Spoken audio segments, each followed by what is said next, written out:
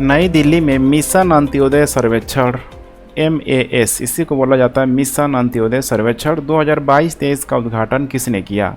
नितिन जयराम गडकरी, गिरिराज सिंह, वीरेंद्र कुमार, हरदीप सिंह पुरी। इसका करेक्ट उत्तर हो जाएगा बी, गिरिराज सिंह। केंद्रीय ग्रामीण विकास और पंचायती राज मंत्री श्री गिरिराज सिंह ने नई दिल्ली में एक समारोह में मिशन अंत्योदय सर्वेक्षण 2022-23 का उद्घाटन किया हुआ है, जिसमें इसके पोर्टल और मोबाइल एप्लीकेशन का शुभारंभ भी शामिल था।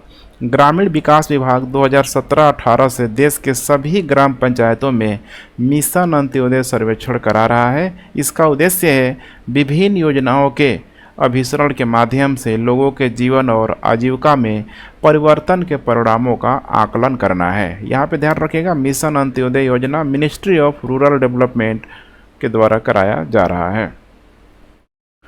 एवियन इन्फ्लुएंजा एक ऐसी बीमारी है जो डैश डैश में फैल सकती है। जलीय पक्षी है और इसके अलावा इंसानों, जानवरों, ऊपर के सभी। बात की जा रही है एवियन इन्फ्लुएंजा की, काफ़ी चर्चित आप कह सकते हैं बीमारी है ये। इसका करेक्ट उत्तर हो जाएगा डी, ऊपर के सभी। पेरू में चर्चा में है, पेरू में H5N1 वायरस के कारण 585 समुद्री शेरों और लगभग 55,000 जंगली पक्षियों की मौत की सूचना है यहाँ पे, इसीलिए यह न्यूज़ फिर से चर्चा में आ गया है। ये विषाणु जंगली जलीय पक्षियों में स्वाभाविक रूप से फैलते हैं और घरेलू कुक्कुट हो गया और अन्य पक्षियों और जानवरों की प्रजातियों को संक्रमित कर सकते हैं। वायरस आमतौर पर इंसानों को संक्रमित नहीं करता है। मानव संक्रमण संक्रमित जानवरों के सीधे संपर्क में आने से होता है, जानवरों के माध्यम से इंसानों में भी आता है। पूरा ये देख पा रहे हैं जो चक्र यहाँ पे लगा हुआ है, कैसे कैसे फैलता है। इसके अलावा कुछ इसका सिम्टम्स आपको देख लेना है। इसके अलावा इसका जो क्लासिफिकेशन है, फर्स्ट आइडेंटिफाई इसको किया गया था साउथर्न चाइना एंड हांगकांग में 1996 में। मोस्टली इन्फेक्ट ह्यूमन से यहाँ पे टाइप B एंड C है। कुछ इंपॉर्टेंट बातें आपको यहाँ पे देख के चलना है। पत्रकारिता के क्षेत्र में उत्कृष्ट योगदान के लिए प्रतिष्ठित राजा राम मोहन राय राष्ट्रीय पत्रकारिता पुरस्कार 2020 के लिए किसे चुना गया है? अमिताभ घोष, गुलाब कोठारी, अरविंद अडिगा, ABK प्रसाद। इसका करेक्ट उत्तर हो जाएगा डी, ABK प्रसाद। प्रतिष्ठित राजा राम मोहन राय राष्ट्रीय पुरस्कार वरिष्ठ पत्रकार डॉक्टर ABK प्रसाद को दिया जाएगा। उन्हें पत्रकारिता के क्षेत्र में उत्कृष्ट योगदान के लिए ये सब यहाँ पे दिया जा रहा है, जैसे कि नाम है Raja Ram Mohan Roy national award for excellence in journalism. Excellence in journalism 2020 के लिए चुना गया है। डॉक्टर एनी भवानी कोटेश्वर प्रसाद का पत्रकारिता कैरियर देखा जाए तो 75 वर्षों से अधिक का है और उन्हें आंध्र प्रदेश की सभी मुख्य धारा की पत्रिकाओं के संपादक होने का अनूठा सम्मान प्राप्त है। करुणानिधि को श्रद्धांजलि देने के लिए किस राज्य ने पेन स्मारक प्रस्ताव रखा हुआ है? कर्नाटक, तमिलनाडु, केरल, ओडिशा। बहुत आसान सा जवाब होगा, करेक्ट उत्तर हो जाएगा बी, तमिलनाडु। तमिलनाडु का प्रस्तावित पेन स्मारक पूरा होने पर चेन्नई लैंडमार्क यहाँ पे बन सकता है। कुछ इसी टाइप का इसका डिजाइन किया गया है। 2022 में तमिलनाडु सरकार ने बंगाल की खाड़ी में तमिलनाडु तट से देखा जाए बिल्कुल किनारे 360 मीटर की दूरी पर 81 करोड़ की लागत से मुथमिजा अरिनागर डॉक्टर कलेगनार पेन स्मारक प्रस्तावित किया हुआ था मेरीना बीच में, लेकिन उसमें कुछ टर्म एंड कंडीशन है। खासकर हम लोग बात करें समुद्री नियमों को, तो मरीना बीच पर प्रस्तावित स्मारक तटीय विनिमय क्षेत्र यहाँ पे फर्स्ट ए, इसके अलावा यहाँ पे सेकेंड और 4A के तहत आता है। इससे तटीय विनिमय क्षेत्र अंतर्गत 2011 की धारा 2011 में जो यहाँ पे लाया गया था, धारा 4 सेकेंड J के तहत मंजूरी की आवश्यकता है। अगर ये मंजूरी मिल जाती है तो आने वाले कुछ दिनों में कुछ इस टाइप की संरचना देखने के लिए मिलेगी, जो कि करुणानिधि को श्रद्धांजलि देने के लिए बनाया गया है। ऑलरेडी यहाँ पे इसी के आसपास देखेंगे तो तमिलनाडु की जो भूतपूर्व जो CM रह चुकी थी जयललिता, उनका भी एक बहुत बड़ा स्मारक बनाया गया था। फरवरी 2023 में पीएम मोदी ने उत्तर प्रदेश के निम्नलिखित में से किस जिले में उत्तर प्रदेश वैश्विक निवेशक शिखर सम्मेलन 2023 का उद्घाटन किया? कानपुर, लखनऊ, झांसी, बाराबंकी। इसका करेक्ट उत्तर हो जाएगा बी, लखनऊ में किया गया है। पीएम मोदी ने लखनऊ में लखनऊ में ठीक है जो उत्तर प्रदेश वैश्विक निवेशक शिखर सम्मेलन 2023 का उद्घाटन किया हुआ था। उन्होंने वैश्विक व्यापार प्रदर्शनी का भी उद्घाटन किया और इन्वेस्ट यूपी 2.0 लॉन्च किया। वैश्विक निवेशक शिखर सम्मेलन व्यापार के अवसरों का पता लगाने और साझेदारी बनाने के लिए नीति निर्माताओं, उद्योग के नेताओं, थिंक टैंक और दुनिया भर के नेताओं को एक साथ लाता है। शिखर सम्मेलन देखा जाए तो 10 से 12 फरवरी 2023 में ठीक है आयोजित किया जाएगा या फिर किया गया था कह सकते हैं। यह उत्तर प्रदेश सरकार का प्रमुख निवेश शिखर सम्मेलन है। शिखर सम्मेलन हमारे देश को देखा जाए तो $5 ट्रिलियन की जो टारगेट रखा गया है उसकी यहाँ पे ठीक है कह सकते हैं का एक अच्छे पहल के रूप में उसी के दृष्टिकोण के माध्यम से यह जुड़ा हुआ है, जिसके लिए उत्तर प्रदेश सरकार ने अगले 5 वर्षों में राज्य को $1 ट्रिलियन अमेरिकी डॉलर जो है यहाँ पे अर्थव्यवस्था बनाने का लक्ष्य निर्धारित किया हुआ है। तो सिर्फ और सिर्फ अगर उत्तर प्रदेश से $1 ट्रिलियन आ जाता है तो पूरे यहाँ पे जो रिमेनिंग जो यहाँ पे राज्य बच जाता है वहाँ से तो आसान ही होगा। उत्तर प्रदेश भारत का विकास इंजन है और देश की तीसरी सबसे बड़ी अर्थव्यवस्था है जो तेज़ी से बढ़ रही है। तो इतना पोटेंशियल है कि नहीं अगले 4-5 सालों में पता लग ही जाएगा। न्यायमूर्ति अरविंद कुमार उन 2 उच्च न्यायालय के मुख्य न्यायाधीशों में से एक है जिन्हें हाल ही में सर्वोच्च न्यायालय के न्यायाधीश के रूप में नियुक्त किया गया है। वह डैश डैश के मुख्य न्यायाधीश हैं। इलाहाबाद उच्च न्यायालय, कलकत्ता उच्च न्यायालय, गुजरात उच्च न्यायालय, गुवाहाटी उच्च न्यायालय। इसका करेक्ट उत्तर हो जाएगा सी, गुजरात उच्च न्यायालय।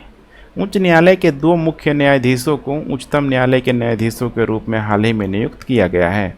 उनमें से एक जो न्यायमूर्ति हैं जैसे कि आप देख पा रहे हैं अरविंद कुमार है, यहाँ पे अरविंद कुमार हैं, और एक न्यायमूर्ति यहाँ पे राजेश बिंदल है जो इलाहाबाद उच्च न्यायालय के वर्तमान मुख्य न्यायाधीश है।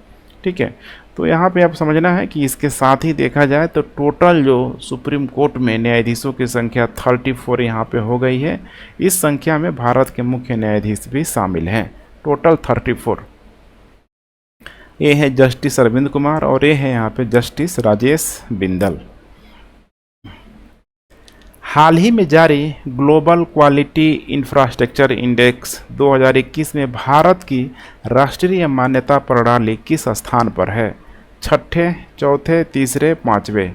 इसका करेक्ट उत्तर हो जाएगा डी, 5वें स्थान पे। भारत की प्रत्ययन प्रणाली दुनिया भर में 5वें स्थान पर है, यहाँ पे 5वें पायदान पर है।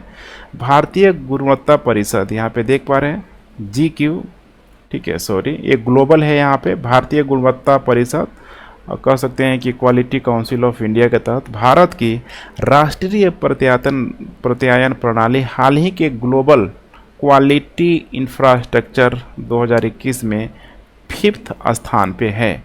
2020 में देखा जाए तो भारत का स्थान यहाँ पे 9 था, लेकिन 2021 में यहाँ पे 5वां है। इसीलिए एग्जाम के दृष्टिकोण से काफ़ी इम्पोर्टेंट हो सकता है। नंबर 1 हम लोग यहाँ पे देश की बात करें तो शीर्ष में यहाँ पे फर्स्ट जो रैंक है यहाँ पे हो जाएगा जर्मनी। चाइना यहाँ पे हो जाएगा चाइना सेकेंड, और वही हम लोग 3rd की बात करें तो यहाँ पे हो जाएगा यूएसए। तो टॉप 3 कंट्री का आपको नाम जरूर ध्यान में रख के चलना है। यहाँ पे देख पा रहे India accelerator system rank 5th है यहाँ पे ग्लोबली। किस देश के शोधकर्ताओं ने बीमारियों का पता लगाने और सुरक्षा जांच में सुधार के लिए स्निफिंग रोबोट अर्थात सूंघने वाला रोबोट लॉन्च किया है? जापान है, चीन, भारत, इजराइल। इसका करेक्ट उत्तर हो जाएगा डी, इजराइल के द्वारा। इजराइल ने बीमारियों का पता लगाने और सुरक्षा में जांच में सुधार के लिए यहाँ पे एक स्निफिंग रोबोट अर्थात सूंघने वाला रोबोट बनाया हुआ है। रोबोट बीमारी का पता लगाने और सुरक्षा जांच में सुधार के लिए टिड्डियों के एंटीना का उपयोग करता है। निम्नलिखित में से कौन सा कथन रोगाणु प्रतिरोधी प्रतिरोध के संबंध में सही है? यूएनईपी की एक रिपोर्ट के अनुसार रोगाणु रोधी प्रतिरोध के बढ़ने से 2050 तक सालाना 10 मिलियन मौतें हो सकती है। बिल्कुल यहाँ पे सही है, करेक्ट स्टेटमेंट है। यूएनईपी ने हाल ही में ग्लोबल लीडर्स ग्रुप की 6ठी बैठक में ब्रेसिंग फॉर सुपर बग्स, यहाँ पे देख पा रहे हैं, bracing for superbugs strengthening environmental action in the one health response to antimicrobial resistance report यहाँ पे जारी की गई है। रोगाणु रोधी के बढ़ते उपयोग ने मानव और पर्यावरण दोनों में प्रतिरोध को यहाँ पे विकसित किया है, इसमें कोई डाउट नहीं है। यहाँ पे देख पा रहे हैं रोगाणु रोधकों के बढ़ते उपयोग ने मानव और पर्यावरण दोनों में प्रतिरोध विकसित कर दिया है। बिल्कुल करेक्ट स्टेटमेंट है। इसीलिए यहाँ पे बताया जा रहा है यहाँ पे कि 2050 तक सालाना 10 मिलियन मौतें यहाँ पे हो सकती है। यहाँ पे करेक्ट उत्तर हो जाएगा सी, 1 और 2 दोनों। भारतीय भूवैज्ञानिक सर्वेक्षण द्वारा अन्वेषण के दौरान डैश डैश के रियासी जिले में लिथियम के भंडार की खोज की गई है। लिथियम के भंडार की खोज की गई है जम्मू कश्मीर, राजस्थान, केरल, कर्नाटक। ये फरवरी का हम लोग करेंट अफेयर कर रहे हैं और फरवरी में खोजा गया था जम्मू और कश्मीर में। आगे चल के राजस्थान में भी ये मिला हुआ है। तो जम्मू और कश्मीर के रियासी जिले में भारतीय भूवैज्ञानिक सर्वेक्षण द्वारा अन्वेषण के दौरान लिथियम के भंडार की खोज की गई है। जम्मू और कश्मीर के रियासी जिले के सलाल हैमाना क्षेत्र में। ये माइक्रो लेवल प्रश्नों को पूछा जा सकता है। सलाल हैमाना क्षेत्र में भारतीय भूवैज्ञानिक सर्वेक्षण ने पहली बार 5.9 मिलियन टन लिथियम अनुमानित संसाधनों की खोज की है। लिथियम एक लौह धातु है। यह इलेक्ट्रिक वाहन बैटरी के प्रमुख घटकों में से एक है। जैसे कि फ़ोन, मोबाइल में भी देखते होंगे लिथियम आयन बैटरी है। इसके अलावा इन्वर्टर वगैरह में भी लिथियम आयन बैटरी लगा रहता है। बहुत ही इम्पोर्टेंट है। प्रसिद्ध अमेरिकी पॉप संगीतकार का नाम बताइए जिनका 94 वर्ष की आयु में हाल ही में निधन हो गया है। बहुत ही फेमस पर्सनालिटी है। 3 बार उनको ऑस्कर मिल चुका है। Hal David, Dionne Warwick, Angie Dickinson, Burt Bacharach. Correct उत्तर हो जाएगा यहाँ पे डी, बर्ट बछराज। यही है वो फेमस पर्सनालिटी जिनका नाम है बर्ट बछराज, जिनका हाल ही में 94 वर्ष की आयु में निधन हो गया है। इनकी जन्म की बात करें तो 12 मई 1928 को यूएसए के मिसौरी स्टेट में वहीं पे एक शहर का नाम है जिसका नाम है यहाँ पे कैंसस, उसको कैंसास भी यहाँ पे बोला जाता है। यहाँ से प्रश्न पूछे जाने की संभावना है इनके उपलब्धियों को लेके कई सारा प्राइज इनको मिला हुआ है। जैसे देखा जाए तो 8 टाइम्स ग्रैमी अवार्ड भी इनको मिल चुका है। 8 टाइम ग्रैमी अवार्ड। इसके अलावा 3 बार इनको ऑस्कर अवार्ड भी मिल चुका है। 2 बार गोल्डन ग्लोब अवार्ड भी मिल चुका है, गोल्डन ग्लोब अवार्ड। और 1 बार इनको लाइफ टाइम अचीवमेंट अवार्ड भी यहाँ पे दिया जा चुका है। तो मोस्ट प्रोबेबली संभावना है बीपीएससी के द्वारा ग्रैमी अवार्ड या फिर ऑस्कर से रिलेटेड प्रश्न बना दे। क्वाड साइबर चैलेंज के बारे में निम्नलिखित में से कौन सा कथन सही है? क्वाड जिसमें भारत, यूनाइटेड किंगडम, जापान और ऑस्ट्रेलिया शामिल है। यूके शामिल नहीं है। यूके की जगह यहाँ पे हो जाएगा यूनाइटेड स्टेट ऑफ अमेरिका। इसने एक सार्वजनिक अभियान क्वाड साइबर चैलेंज लॉन्च किया। बिल्कुल ये सही है यहाँ पे, लेकिन पहला जो यहाँ पे देख पा रहे हैं यूके यहाँ पे गलत हो जाएगा, इसीलिए पूरा स्टेटमेंट ही गलत हो जाएगा। अभियान का मुख्य उद्देश्य अपने देशों में साइबर सुरक्षा में सुधार करना है, जो कि बिल्कुल करेक्ट है। इसीलिए यहाँ पे करेक्ट स्टेटमेंट यहाँ पे हो जाएगा सिर्फ और सिर्फ यहाँ पे 2। क्वाड देशों ने साइबर सुरक्षा में सुधार के लिए क्वाड साइबर चैलेंज लॉन्च किया। इसमें मेंबर कंट्री देख पा रहे हैं, इंडिया है, अमेरिका है, ऑस्ट्रेलिया है, यहाँ पे जापान है। इसका उद्देश्य अपने देशों में साइबर सुरक्षा में सुधार करना है। क्वाड देशों ने इंडो पैसिफिक और उसके परे जो भी इंटरनेट यूजर्स को चैलेंज का हिस्सा बनने के लिए आमंत्रित किया हुआ है। इसका फॉर्मेशन हुआ था 2017 में, और 2022 का जो क्वाड समिट किया गया था जापान में, 2023 का क्वाड समिट ऑस्ट्रेलिया में किया गया था। मैरीटाइम एक्सरसाइज होता है भारत के मालाबार तट में।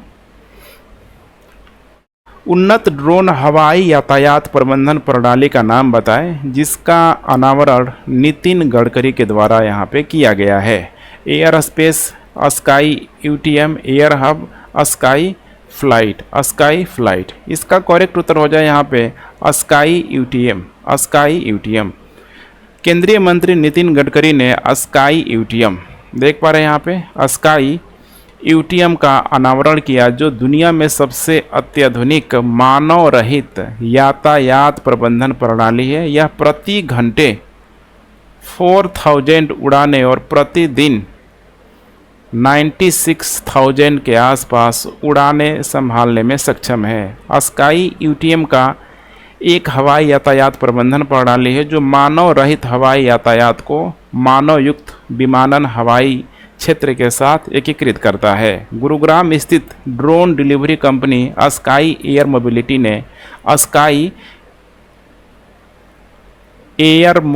ने इस कंपनी का नाम आपको कंसीडर करके चलना है। स्काई एयर मोबिलिटी ने इस मानव रहित हवाई यातायात प्रबंधन प्रणाली को विकसित किया हुआ है। आईसीओ की एविएशन सेफ्टी ओवरसाइट रैंकिंग में भारत का कौन सा स्थान है? 45, 65, 75, 55। यहाँ पे मैं बता दूँ,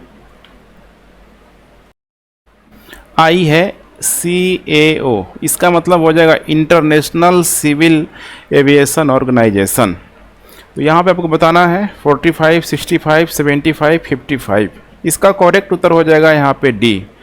भारत अभी इस रैंकिंग में 55 स्थान पे आ चुका है, और इसमें भारत में देखा जाए तो काफ़ी उल्लेखनीय यहाँ पे सुधार के साथ भारत की एविएशन सेफ्टी ओवरसाइट रैंकिंग, जैसे कि पिछले बार देखा जाए तो 112 था रैंक, और सीधे छलांग लगा के भी कितना आ गया यहाँ पे 55। काफ़ी इम्प्रूव यहाँ पे हुआ है।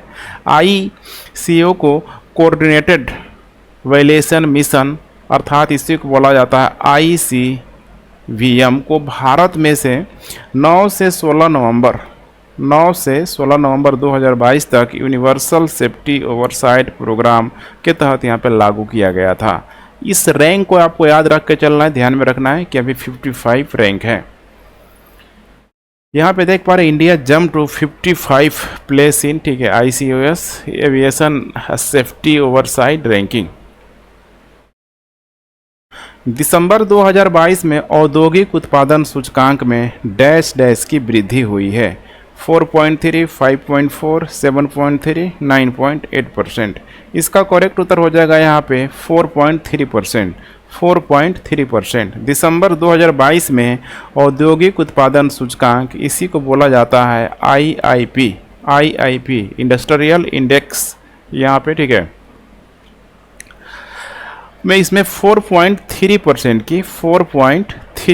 की वृद्धि हुई है। सांख्यिकी और कार्यक्रम कार्यान्वयन मंत्रालय के आंकड़ों के अनुसार वर्तमान वित्त वर्ष में अप्रैल से दिसंबर तक इसमें देखा जाए तो 5.4% की यहाँ पे वृद्धि हुई थी। लेकिन अभी यहाँ पे दिसंबर में पूछ रहा है, दिसंबर 2022 में, तो ये हो जाएगा 4.3। एक साल पहले की अवधि में देखा जाए तो जो वृद्धि जो दर थी 15.3% के आसपास थी। नवंबर 2022 में भारत के औद्योगिक उत्पादन वृद्धि 7.3 रही है, 7.3% रही है। तो इस हिसाब से देखा जाए तो यहाँ पे काफ़ी कह सकते हैं कि कमी देखने के लिए मिल रही है, इसीलिए चर्चा में था। नासा ने निम्नलिखित में से किस कंपनी के न्यू ग्लेन को यहाँ पे ध्यान रखना है, इस्क, ठीक है, इस्क पे यहाँ पे बोल सकते हैं, अनुबंध यहाँ पे दिया हुआ है। स्केप टाइप का है, यहाँ पे स्केप्ट बोल सकते हैं उसको, अनुबंध यहाँ पे दिया है।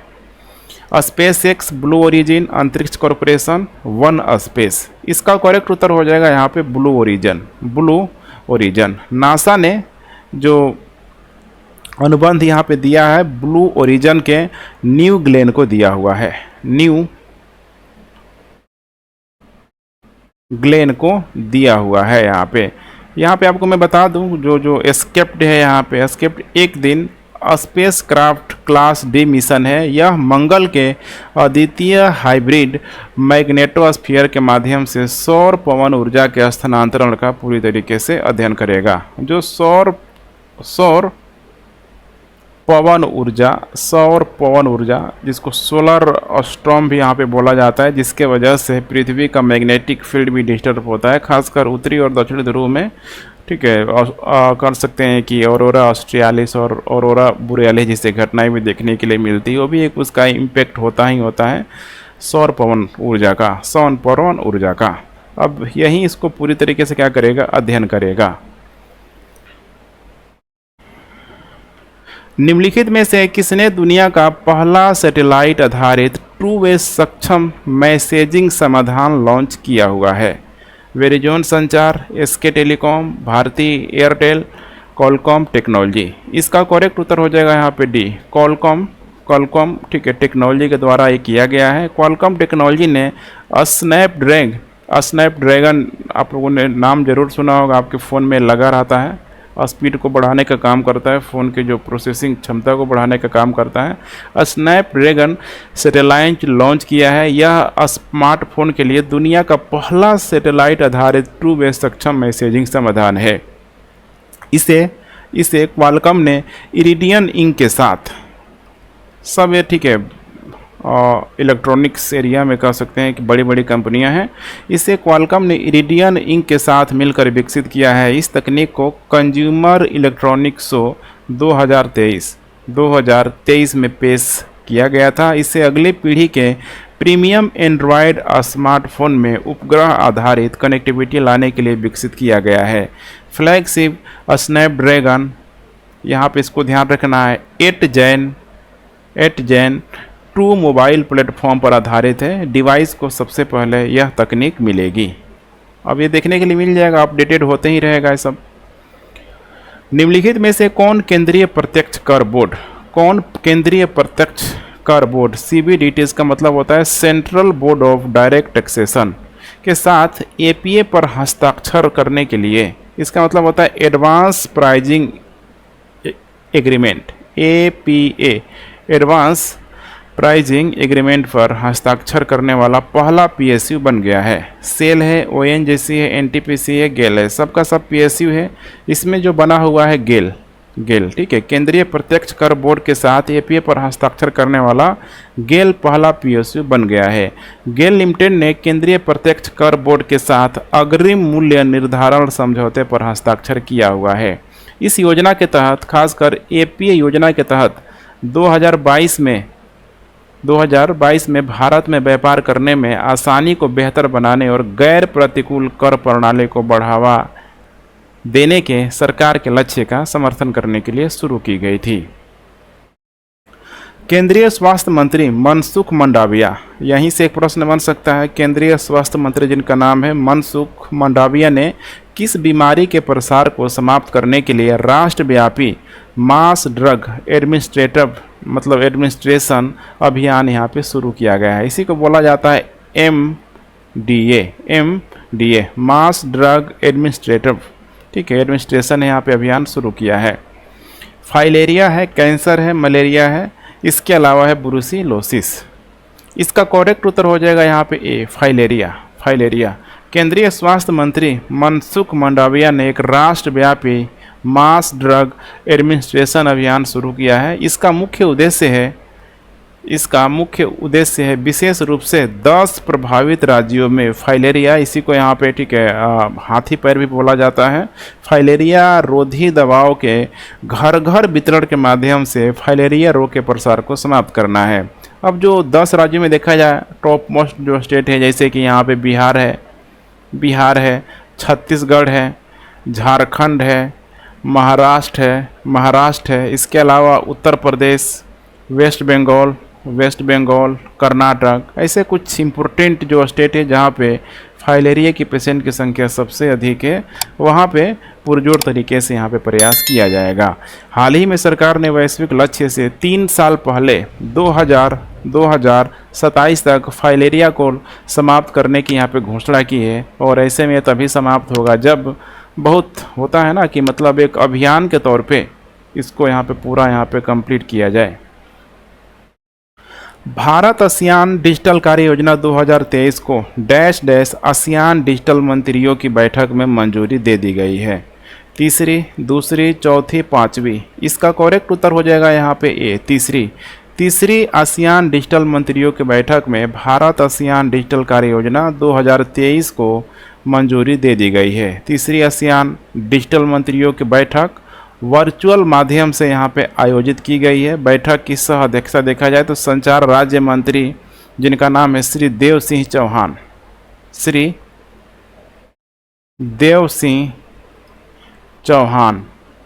चौहान जो कि संचार राज्य मंत्री हैं। इसके अलावा फिलीपींस के सूचना और संचार प्रौद्योगिकी विभाग के सचिव जिनका नाम है इवान जॉन